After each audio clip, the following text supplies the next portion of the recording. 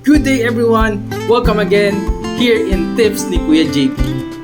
Dahil sa maulan ngayon, tamang-tama ang tips natin ngayon kung ano nga ba ang mga magandang gawin tuwing umuulan. Tip number 1, read a book. Mahilig ka bang magbasa? Siguradong bagay na bagay ito sa tag-ulan. Bakit? Rainy days create a cozy atmosphere. It is perfect in diving into good books and choose a book that relates or that aligns to your mood, especially for this rainy season. Tip number 2, write or make a journal.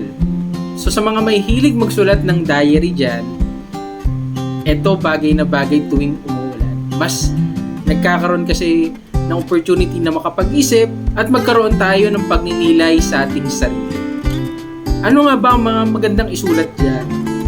Use the reflective mode that you will jot down during rainy season.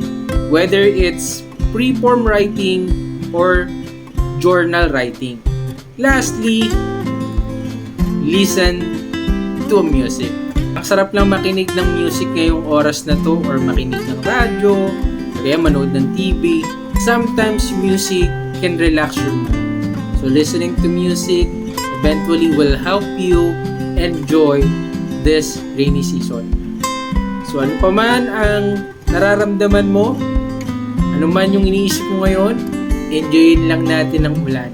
Enjoyin lang natin ang panahon dahil wala naman tayong choice. Eto na yon.